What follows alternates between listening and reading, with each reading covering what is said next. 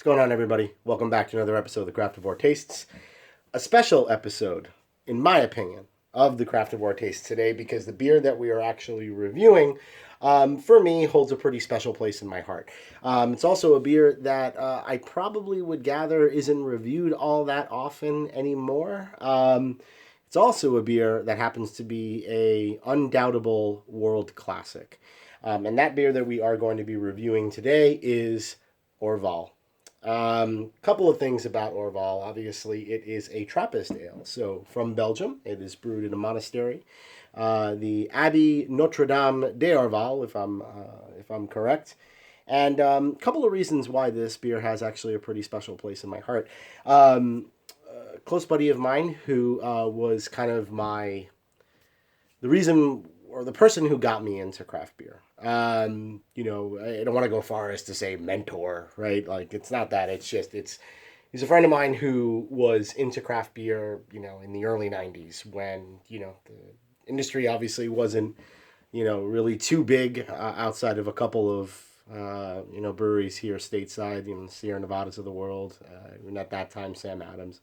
And obviously, a lot of things were, pretty heavy into imports and things of that nature. And Orval is actually the beer that he says changed his life. And when I got into craft beer, it was actually one of the first beers that I sought out specifically just based on his recommendation. And there are many ways that this beer changed my life, too.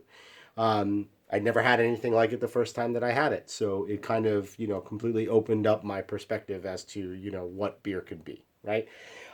So super excited to dive into this one today. The reason why also I'm choosing it is I walked into my local bottle shop and they had a pretty darn good deal. Obviously, Orval's, if you go to a decent bottle shop or a place that sells, has a good decent amount of beer, obviously it's likely you're going to be able to find Orval on the shelf. So it's not hard to get or anything of that nature. But I went in there and they had a special on display. If you bought 2 bottles of Orval, you actually got this really super cool Orval chalice. So I'm a big glassware whore. So I couldn't turn that down. I mean, look at this thing. It's absolutely freaking gorgeous. So I was like, you know what? I haven't had Orval in years, and I wanted that glass, and I figured, what the hell, it'd make it really, really cool to get a beer, do a review on it, right? I can't remember, I don't even know if I've ever seen a person do a review of Orval. So that's what we're doing here. Sorry for the long-winded intro, but let's go ahead and dive into her. I'm super excited about this. Obviously, we're going to go through the drill, right? So we'll look at the appearance, we'll get the aroma, we'll taste it, and then we'll rate it, all right? So super, super excited here. Obviously, Orval, again, Trappist ale, brewed with Brettanomyces.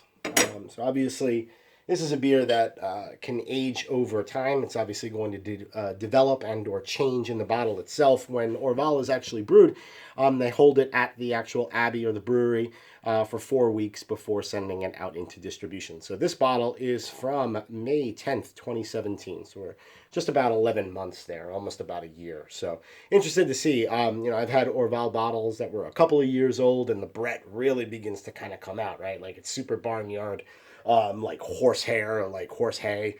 Aroma and taste to it, and gets a little band-aidy as well. So interested to see. Like, this is not even a year old. So let's go ahead and get her into the glass and take a look at the appearance, all right? So let's pour it into this absolutely gorgeous Orval chalice, man. What a freaking deal. Can't believe I stumbled across that. All right, let's put this here. All right.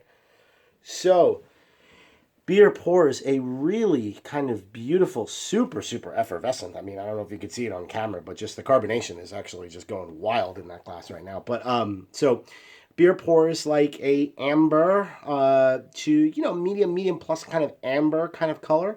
At the end of the day, I wouldn't say it's kind of super dark. It really kind of isn't, but it has like just kind of like a nice kind of amberish kind of brownish kind of hue to it. Again, a tremendous amount of effervescence. Orval is kind of known for their head, and sure enough, you got yourself maybe about a finger and a half worth of kind of this like puffy cloud-like kind of head. It's super kind of cool. Looks really, really good. Very familiar. As I said, it's been a number of years, but let's go ahead and get ourselves an aroma. Yeah, so that traditional kind of Orval kind of like aroma. So I'm getting a lot of Brett coming out of the nose, kind of mixed in almost with like a little bit of like dark fruits, right? So like, but I wouldn't say like kind of like super dark fruits that you would get in like a Belgian like dark ale or something like that. It's not that deep. It's almost like fresh figs, if that makes sense. Yeah, like super kind of like fresh figs or almost kind of like almost fresh dates, right? Something of that nature. So like darkerish kind of like pitted kind of fruits, but lending itself just to being a little bit kind of more fresh and vibrant than I would say like really kind of like darker kind of like aged fruits or something like that. And I'm thinking that that's simply based on the fact that again, like in the grand scheme of things, it's less than a year old. So I'd be actually really interested to have an Orval like that's just like 4 weeks released, like post distribution. I wonder what that would taste like. Wow.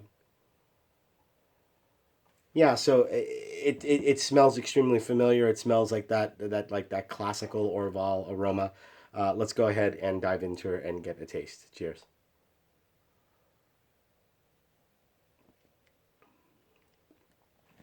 Mm. Oh yeah. All right. So straight up, a little bit more kind of like those dark kind of fruits. That head is really really nice.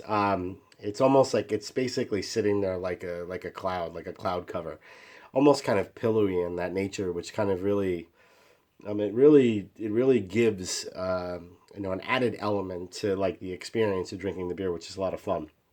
Um, Beer is kind of like I said, those kind of dark kind of fruits going on, pitted kind of fruits, fresh figs, dates. Um, it dries out kind of super quickly, and then on the back end you get a little bit of that Brett. It's not super intense. It has not reached Band-Aid area yet or gauze pad. You'll hear a lot of people talk about when Brett beers have been aged for a while. It's not. It's actually kind of sitting kind of nicely in the back, but it is drying that beer out a bit.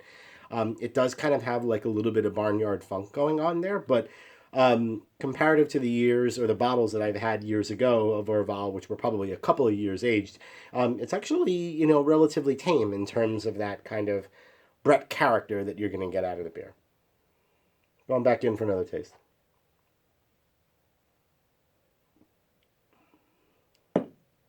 So incredibly unique. There's even kind of like a touch of like almost kind of molasses kind of going on there. Again, but I don't want to kind of say like molasses in the sense of that it's heavy or anything of that nature. It's really not actually. It's a 6.2%, essentially a Belgian pale ale, right? I mean, and so it's kind of light and it's effervescent and it has all of those things. It's just extremely unique to itself. I'm not doing very good of a job here in terms of the tasting notes because Orval is very, very unique. It has a very kind of unique taste to it that I've really only come across with this one particular beer. And so, there's a reason why it's a world classic. Gonna get one more taste, then we're gonna go ahead and give this one a rating, all right? Mm. Familiar, awesome, world class, as usual. All right, so from the Craftavore Tastes. This is a tough one, man. Only simply based on the fact that I have a tremendous amount of respect for this beer. And it is awesome for what it is, but it is extremely unique. So it's difficult to be able to kind of compare it, to anything else. As I said, Orval is Orval. It has that, own unique character to it. So with that said, I'm going to go ahead and say, I almost don't want to rate it. um, For me, it's a 4.5 cap beer. It really is. I'm sure there's a lot of people out there that probably will disagree with that, but and maybe a part of that rating from my perspective is just based on my history with the beer and kind of what it means to me. And that's cool. If people don't agree with that, I'm totally a-okay with that because that sits well with me. 4.5 caps from the Craftavore Tastes. If you haven't had Orval and you see it out there, please do yourself a favor. If you dig beer and you kind of respect beer, pick one of these up, give it a try. It truly, truly is an absolute classic beer that you should come across and have in your life at least one time. It may not necessarily be your bag or your thing, but I would just say from the historical perspective, it's worth seeking out and giving it a try at least one time. All right, so that'll do it for this episode of the Craftavore Tastes. I hope you join me again for another episode where I drink, I review, I rate, and then I repeat. Cheers.